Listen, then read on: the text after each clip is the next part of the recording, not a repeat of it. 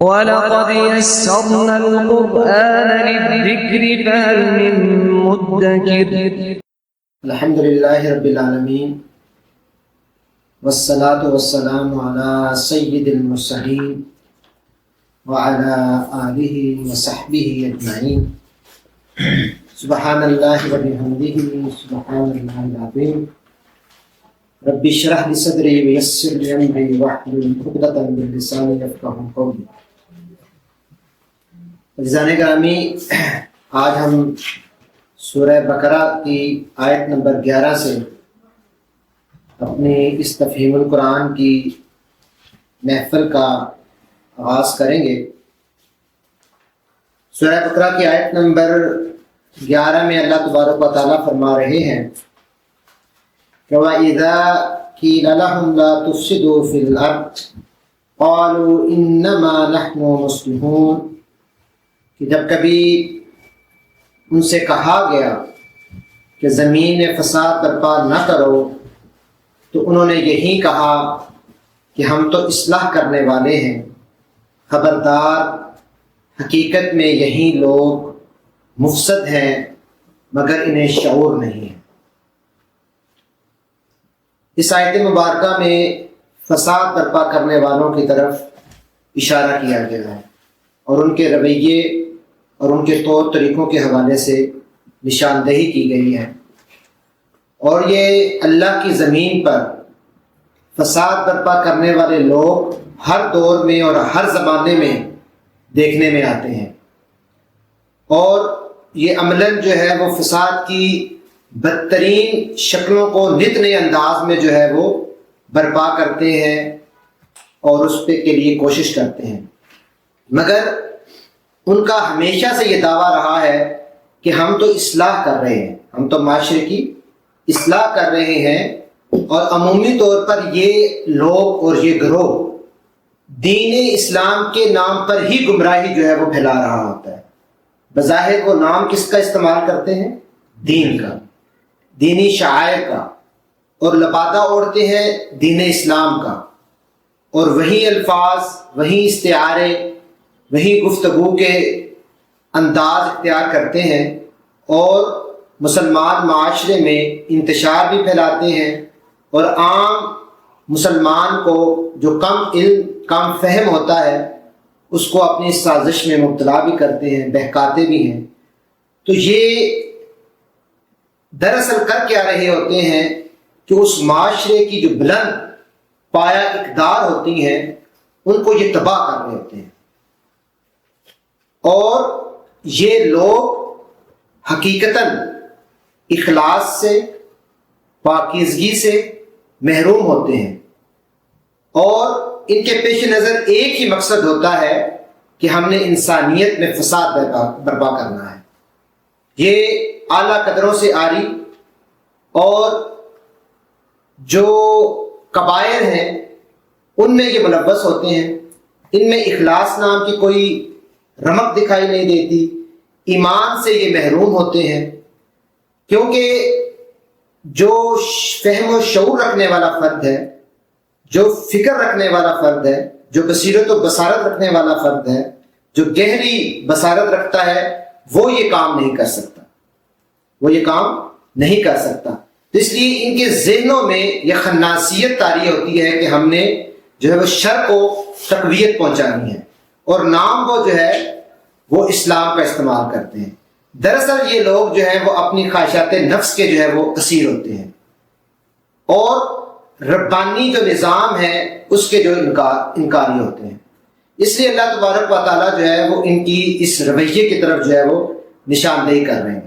تو آج بھی آپ نظر دوڑائیں گے، آپ کو معاشرے میں ایسے افراد دکھائی دیں گے جو دجل اور فریب کے ذریعے جو ہے وہ معاشرے کو اپنے جلو میں لے کر جو ہے وہ آگے بڑھتے ہیں، اور معاشرے کا عام انسان جو ہے وہ اس دھوکے میں آ جاتا ہے، اور حقیقتاً جو ہے وہ معاشرہ جو ہے وہ اپنی بنیادی اصول جو ہیں اور جن پر اس معاشرے کی بنیاد کھڑی ہوتی ہے وہ جو ہے وہ آپ یوں سمجھ لیں کہ تباہی کا شکار ہو جاتی ہے۔ آج ہم اپنے معاشرے کے اوپر نظر دوڑائیں تو یہ ہمیں بالکل اس کا عملی نمونہ جو ہے وہ دکھائی دے گا۔ تو اس لیے یہ حقیقتاً یہ جو لوگ ہیں یہ فسادی لوگ ہوتے ہیں۔ تو اللہ تبارک و تعالیٰ فرماتے ہیں کہ ان سے جب کہا جاتا ہے کہ اس روش کو ترک کر دو تو وہ کہتے ہیں ہم تو اصلاح کی نیت سے کام کر رہے ہیں، لیکن وہ اصلاحی تحریک نہیں ہے، وہ اصلاحی گروہ نہیں ہے، وہ اصلاحی جماعت نہیں ہے۔ اگر آپ بصیرت کے آئینے سے، تدبر کے آئینے سے آپ ان کا گہرائی کے ساتھ مطالعہ کریں گے تو آپ کے اوپر ان کی حقیقت واضح ہو جائے گی۔ اس لیے اس چیز کو جو ہے وہ سمجھنے کی ضرورت ہے۔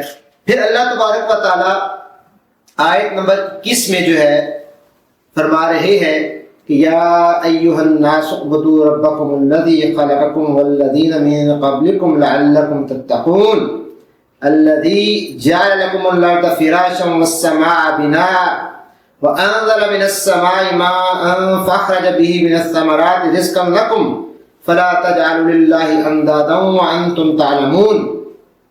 لوگوں بندگی اختیار کرو۔ کس کی بندگی اختیار کرو؟ اپنے رب کی بندگی اختیار کرو۔ وہ تمہارا رب بھی ہے اور جو تم سے پہلے لوگ گزرے ہیں ان کا رب بھی تھا، ان سب کا وہ خالق تھا، تاکہ تمہارے بچنے کی کوئی تدبیر ہو سکے، کوئی توقع ہو سکے۔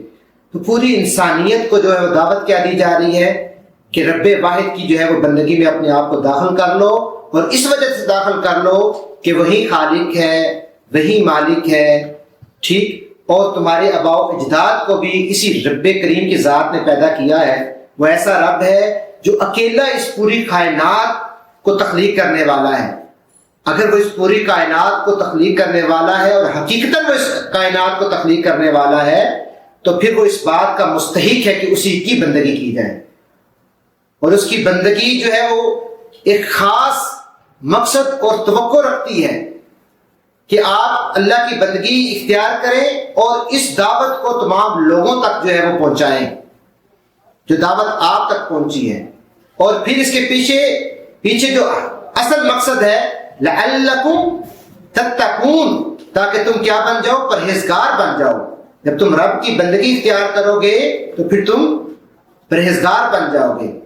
اس لیے اللہ کی بندگی اختیار کرو، اور پھر جو ہے وہ پورے نقشہ زندگی اس کو اختیار کر لو کہ جو نقشہ زندگی یہ قرآن حکیم پیش کرتا ہے، اللہ کا دین پیش کرتا ہے، نبی کریم صلی اللہ علیہ وسلم کی سیرت طیبہ کے ذریعے ہم تک وہ نقشہ حیات پہنچتا ہے کہ ہر وہ کام جو اس کریم ذات کو پسند ہے اس کو اختیار کر لو، اور ہر وہ کام جو اس کریم ذات کو ناپسند ہے اس کو ترک کر دو۔ یعنی کہ بندگی، جس طرح کل بھی میں نے ذکر کیا کہ ہمارے ظاہر سے بھی ظاہر ہونی چاہیے، ظاہری بندگی، ہماری باطنی بندگی، ہمارا نفس بھی جو ہے وہ رب کریم کا غلام ہونا چاہیے، ہمارے نفس میں پنپنے والے وسوسے، خیالات وہ ہمارے قابو میں ہونے چاہیے، وہ شیطانی وسوسوں کے اسیر نہیں ہونے چاہیے، اللہ کے احکامات کے تابع ہونے چاہیے۔ نفس انسانی جو ہے وہ اللہ کے حکم کے تحت جو ہے وہ اپنے معاملات کو آگے بڑھائے، اور ہمارے اعمال یہ ثابت کریں، ہمارا کردار اس چیز کا ثبوت دے کہ ہم واقعتاً اللہ کی بندگی کو اختیار کیے ہوئے ہیں، اور پھر ہمارا قول، ہماری زبان سے نکلنے والا ہر لفظ خیر کا لفظ ہو، خیر کا کلمہ ہو، اللہ کی بندگی کا واضح ثبوت دیتا ہو۔ تو اس لیے یہاں یہ فرمایا جا رہا ہے۔ اور پھر جو ہے جو اللہ کی بندگی اختیار کر لیتے ہیں، جو کہا کہ لعلکم تتقون، پھر وہ اللہ کے سوا کسی اور سے نہیں ڈرتے، دنیا کی تمام قوتوں کا خوف ختم ہو جاتا ہے، زائل ہو جاتا ہے، صرف وہ اللہ کی خشیت کے ساتھ جو ہے وہ اپنی زندگی کو گزار رہے ہوتے ہیں۔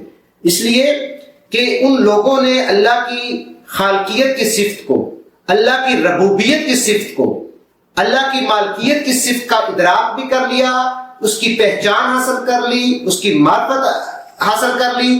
اس لیے جب معرفت حاصل کر لی تو پھر حق بھی اسی کا ہے کہ اسی کی بندگی جو ہے وہ کی جائے۔ دیکھیں اللہ کی بندگی ہم کیوں کریں، یہ سوال تو ذہنوں میں اٹھتا ہے نا۔ جب بندگی کی بات کی جا رہی ہے تو اللہ کی بندگی کیوں کی جائے، اس بات کا بھی اس آیت مبارکہ میں جواب دیا گیا ہے کہ اللہ کی بندگی اس لیے کی جائے کہ آج جو حاضر ہے وہ بھی، اور جو تاریخ میں گزر چکا ہے وہ بھی، اور جو تم سے پہلے مخلوق آ چکی اور گزر چکی وہ بھی، اور تا قیامت آنے والی مخلوقات یا مناظر، ان سب کو کی تخلیق اور خالق کون ہے؟ رب ہے۔ اور پھر نہ صرف وہ تخلیق کرنے والا ہے بلکہ اس نے آسمان و زمین میں موجود تمام وسائل اور تمہارے رزق کا بندوبست جو ہے وہ اس ذات نے کیا ہے۔ نہ صرف اس نے اس کا انتظام کیا ہے بلکہ اس میں مساوات قائم کی ہے، کوئی تفریق نہیں رکھی۔ اور پھر اس پورے کے پورے انتظام میں اس کریم ذات کا کوئی شریک نہیں ہے، وہ وحدہ لا شریک ہے۔ تو یہ چیز جو ہے وہ یہاں پر فرمائی جا رہی ہے کہ الذی جعل لکم الارض فراشا، کہ جس نے تمہارے لیے زمین کو فرش بنایا ہے۔ تو میرے عزیزان گرامی، جب ہم بندگی اختیار کر لیں گے اس آیت مبارکہ کی روشنی میں، ہدایت کی روشنی میں، قرآن کی روشنی میں، تو پھر نتیجتاً کیا ہوگا کہ ہمیں جو ہے وہ ہماری جو عبادت ہے، جو فرائض ہیں، وہ ہمیں جو ہے وہ گناہوں سے بچنے میں جو ہے وہ مدد فراہم کریں گے، اور گناہوں سے بچنا ہمارے لیے ممکن ہو جائے گا۔ اور جو نماز کے حوالے سے کہا جاتا ہے کہ نماز جو ہے وہ آپ کو محفوظ کر لیتی ہے، ٹھیک، آپ کو گناہوں سے بچاتی ہے، وہ پھر نماز یہ کام کرے گی کہ آپ کو شرور سے دور کرے گی، آپ کو برائیوں سے دور لے جائے گی۔ اور جب گناہوں سے ہم بچنے میں کامیاب ہو جائیں گے تو پھر نتیجتاً جو ہے وہ روز محشر آخرت میں جو ہے وہ جہنم کی آگ سے بچاؤ ہمارے لیے ممکن ہو پائے گا۔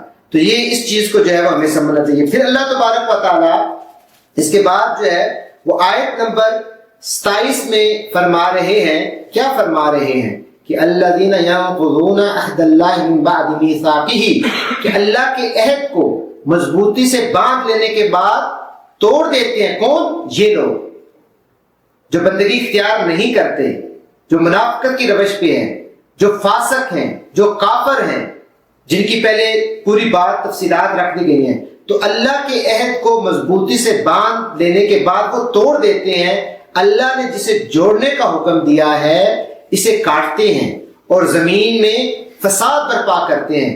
حقیقت میں یہی لوگ جو ہیں وہ نقصان اٹھانے والے ہیں، یہ فائدہ اٹھانے والے نہیں ہیں۔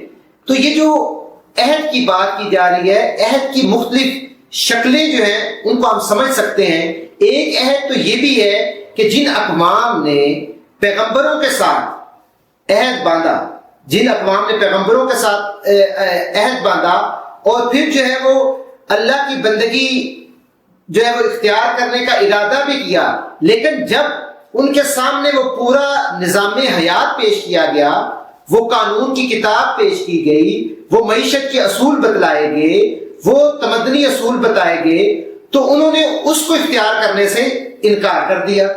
قولی حد تک تو انہوں نے پیغمبروں کو بھی مانا اور الہامی کتابوں کو بھی تسلیم کیا، اللہ کو بھی مانا کہ اللہ ہے، لیکن عملاً کیا کیا کہ وہ نظام زندگی جو جس رب نے ان کو دیا، جو پیش کیا گیا، اس کو امپلیمنٹ کرنے سے انکار کر دیا، اس کو اپنا قانون بنانے سے انکار کر دیا، اس عہد کو توڑ دیا۔ یعنی کہ جو عہد انہوں نے اپنے قول کے ذریعے جو ہے جس عہد کا اقرار کیا، جس کا عزم کیا، ارادہ کیا، تو عیسائیوں نے یہی کیا نا، یہودیوں نے یہی کیا، حضرت موسیٰ کی قوم نے یہی کیا، عہد باندھا نا اپنے نبی سے، لیکن جب وہ عملاً ان کے لیے وہ کچھ چیزیں لے آئے، جب کوہ طور پر اللہ تبارک و تعالیٰ نے ان کے لیے احکامات نازل کیے، تو پھر انہوں نے عملاً جو ہے انکار کر دیا۔ جب نکیر عام ہوئی، جہاد کے لیے پکارا گیا تو انہوں نے انکار کر دیا، جہاد پہ جانے سے انکار کر دیا کہ یہ چیز ہے۔ تو اس لیے جو اپنے عہد کو، جو عہد انہوں نے کیا اس کو توڑتے تو وہ کیا ہے؟ فاسق ہے۔ آج ہم دیکھیں کیا مسلمانوں نے اپنے رب سے عہد نہیں باندھا؟ ہم جب کہتے ہیں کہ ہم مسلمان ہیں تو مسلمان کہلانے کے جب ہم حقدار ٹھہرے ہیں تو کوئی عہد و پیمان کرنے کے بعد ہی یہ ٹائٹل ہمیں نصیب ہوا ہے نا، یہ سعادت ہمیں نصیب ہوئی ہے اور ہم امت مسلمہ کا حصہ ہیں۔ لیکن عملاً ہم دیکھیں کہ کیا ہم اس عہد کو نبھا رہے ہیں جو ہم نے عہد اپنے رب کریم کی ذات سے کیا، جو نبی کریم صلی اللہ علیہ وسلم کے ساتھ کیا؟ کیا عملاً آج معاشرے میں، مسلمان معاشرے میں اس عہد کی کوئی جھلک دکھائی دیتی ہے؟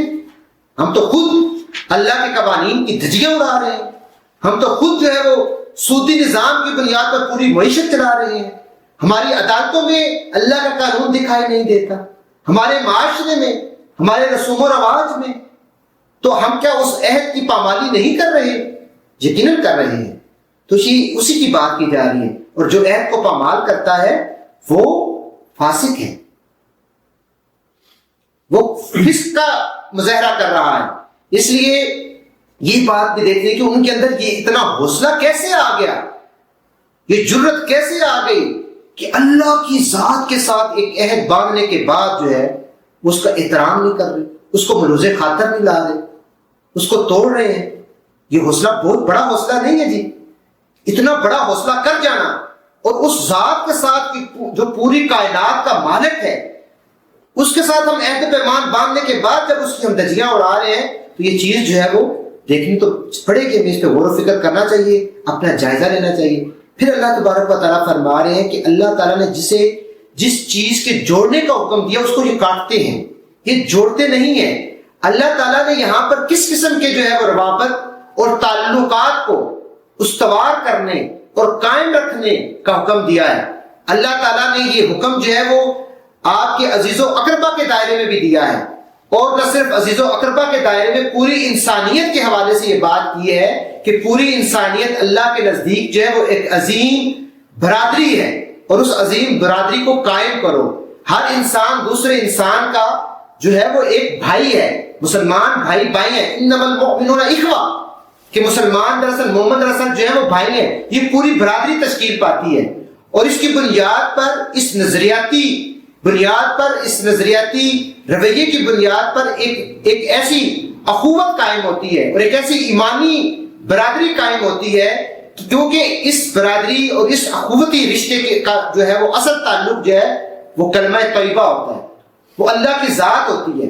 اللہ کی رضا کی بنیاد پر، اس نظریے کی بنیاد پر، ایمان کی بنیاد پر یہ برادری قائم ہو رہی ہے، یہ خاندان قائم ہوتا ہے۔ تو جب جو فرد بھی اس خاندان کا شرازہ بکھیرے گا اور ایسے رویے اختیار کرے گا، اور دانستہ یا نادانستہ ایسی کوشش کرے گا کہ اس برادری کے درمیان پھوٹ پڑ جائے، یہ رشتے بکھر جائیں، یہ ٹوٹ جائیں، باہم روابط جو ہے وہ ختم ہو جائیں، انتشار ہو، افراتفری ہو، شر اور فساد پھیل جائے، تو دراصل وہ فاسق ہے، وہ فاسق ہی کہلائے جائیں گے نا۔ اس لیے انسانیت کو اللہ تبارک و تعالیٰ یکجان دیکھنا چاہتا ہے، اور بالخصوص امت مسلمہ کو۔ تو اس لیے آپس میں جو ایک حدیث مبارکہ کے بھی الفاظ ہیں نا کہ جو کٹے میں اس سے جڑوں، یعنی کہ جوڑنے کا حکم دیا گیا ہے، کٹنے کا حکم جو ہے وہ یہاں پر نہیں دیا گیا۔ اس لیے یہ دیکھنا چاہیے کہ ایک بات ذہن میں رکھیں کہ زمین میں جب اللہ کے نظام کو جو ہے ترک کیا گیا ہے اور اللہ کی نافرمانی کی جو روش اختیار کی گئی ہے، تو نتیجتاً جو ہے وہ معاشرہ، وہ دور، وہ قوم جو ہے وہ انتشار کا شکار ہوئی ہے، فساد برپا ہوا ہے، کیونکہ دراصل فسادات کا بنیادی سرچشمہ وہیں سے پھوٹتا ہے کہ جب آپ اللہ کی نافرمانی کے روش پہ اتر آتے ہیں، جب آپ اللہ کے قوانین کی دھجیاں اڑا دیتے ہیں، تو پھر آپ کبھی بھی جو ہے وہ یکجان اس معاشرے کو نہیں رکھ سکتے، نہ آپ زبان کی بنیاد پر، نہ آپ جغرافیائی بنیاد پر، نہ آپ خونی رشتوں کی بنیاد پر، نہ آپ علاقائی بنیاد پر، نہ آپ قبائلی بنیاد پر لوگوں کو جوڑ کر نہیں رکھ سکتے۔ لوگوں کو جوڑ کر رکھنے کا واحد ذریعہ نظریہ ہوتا ہے، جو کسی قوم کا، جس پہ وہ قوم کھڑی ہوتی ہے، اس نظریے کی بنیاد پر جو ہے وہ قوم یکجان رہتی ہے۔ تو اگر آپ اس نظریے کو ترک کر دیں گے اور ان بنیادی اصولوں کی دھجیاں اڑا دیں گے، اس اسلامی نظام زندگی کو ترک کر دیں گے، تو پھر آپ کبھی بھی اس معاشرے کو جوڑ کر نہیں رکھ سکتے۔ اس لیے جب معاشرے نے، انسانیت نے اللہ کے نظام کو ترک کیا ہے، تو عملاً دنیا جو ہے وہ شر اور فساد کا جو ہے وہ مظاہرہ کرتی ہے، اور شر اور فساد کو پھر جو ہے وہ روک نہیں سکتے۔ پھر انسان اخلاقی طور پر بھی تباہ حال ہو جاتا ہے، لوگوں کی زندگیاں، لوگوں کے احوال بھی تباہ ہوتے ہیں، لوگوں کی معیشت بھی تباہ ہو جاتی ہے۔ ٹھیک، خود انسان اپنی ذاتی معاملات کو بھی جو ہے وہ کنٹرول نہیں کر پاتا، تباہی اور بربادی کا شکار ہو جاتا ہے، بے سکونی، بے برکتی پھیل جاتی ہے۔ تو بہرحال اس چیز کو دیکھنے کی ضرورت ہے کہ جو تباہ کاریاں ہیں ان کو روکنے کا جو ہے واحد ذریعہ جو ہے وہ اللہ کے نظام کو جو ہے وہ اختیار کرنا ہے. جب اللہ کے نظام کو اختیار کریں گے تو اللہ کی برکتوں کا بھی نزول ہوگا اور یہ باہم اتحاد اور یگانگت یہ قائم رہے گی. اور پھر یہاں پر جو ایک لطیف انداز میں جب جوڑنے کی بات کی گئی تو جوڑنے کی جس طرح میں نے بالکل آغاز میں بات رکھی, جوڑنے میں آپ کے رشتہ دار بھی آ جاتے ہیں جن کے ساتھ قرآن مجید میں متعدد بار بہت سارے مواقع پر صلہ رحمی کی بات کی گئی ہے کہ صلہ رحمی کی روش اختیار کرو. کن کے ساتھ؟ اپنے رشتہ داروں کے ساتھ. اور جب انسان صلہ رحمی کی روش کو اختیار کرتا ہے تو آپ کے رزق میں, آپ کے عمر میں برکت آ جاتی ہے. حدیث سے یہ چیز ثابت ہے کہ آپ کا رزق اس میں برکتوں کا نزول ہوتا ہے, رزق با برکت ہو جاتا ہے, آپ کی عمر میں اللہ تعالیٰ برکت ڈال دیتا ہے. حسن سلوک جو ہے وہ ہر حال میں جو ہے وہ کرنا چاہیے اور ہر حال میں اچھا ہی کرتے رہنے کی کوشش کرنی چاہیے. یہ چیز صلہ رحمی اس کو نہیں کہتے کہ آپ کے ساتھ کسی نے اچھا کیا تو آپ نے اس کے بدل اچھا کر دیا. صلہ رحمی اس کا نام ہے کہ اگر آپ کو کوئی تکلیف بھی پہنچاتا ہے, آپ کو کسی کے عمل سے زد پہنچی ہے, نقصان ہوا ہے, آپ کا دل ٹوٹا ہے, اس کے باوجود جو ہے آپ اس کے ساتھ اچھا کریں, یہ ہے صلہ رحمی. تو رشتہ داروں کے ساتھ جو ہے وہ صلہ رحمی کی روش کو اختیار کرنے کا جو ہے وہ حکم دیا گیا. پھر اللہ تبارک و تعالیٰ آیت نمبر 31 میں جو ہے وہ فرما رہے ہیں, کیا فرما رہے ہیں؟ اللہ تبارک و تعالیٰ فرما رہے ہیں کہ وَعَلَّمَ آدَمَ الْأَسْمَاءَ كُلَّهَا ثُمَّ عَرَضَهُمْ عَلَى الْمَلَائِكَةِ فَقَالَ أَنْبِئُونِي بِأَسْمَاءِ هَؤُلَاءِ إِن كُنتُمْ صَادِقِينَ. کہ اس کے بعد اللہ تعالیٰ نے آدم کو ساری چیزوں کے نام سکھائے, پھر انہیں فرشتوں کے سامنے پیش کیا اور فرمایا کہ اگر تمہارا خیال صحیح ہے کہ کسی خلیفہ کے تقرر سے نظام بگڑ جائے گا تو ذرا ان چیزوں کے نام بتا دو. یہ فرشتوں سے مخاطب کر کے اللہ تبارک و تعالیٰ نے تو اس آیت مبارکہ میں آیت نمبر 31 سے لے کر آیت نمبر 47 تک یہی جو ہے وہ موضوع آیا ہے. تو اس موضوع کے حوالے سے میں آپ کو ان آیات کا ترجمہ جو ہے وہ آیت نمبر 31 سے 47 تک آپ ان آیات کا ترجمہ ضرور پڑھیے گا. اس کا مختصر خلاصہ جو ہے وہ میں آپ کے سامنے پہلے رکھ دیتا ہوں. ان آیات میں آیت نمبر 31 میں نے آپ کے سامنے رکھی ہے, 47 تک یہی موضوع آگے چلتا آ رہا ہے حضرت آدم و حوا کا اور ابلیس کے حوالے سے. تو اس میں جو ہے وہ حضرت آدم کا قصہ بیان کیا گیا اور ابلیس کے حوالے سے ذکر کیا گیا, اور نہ صرف یہاں پر بلکہ قرآن مجید میں 7 مرتبہ جو ہے حضرت آدم و حوا کا قصہ بیان کیا گیا حضرت آدم کا. تو اس قصے کے جو ہے وہ 3 اہم نکات ذہن نشین کر لیجئے.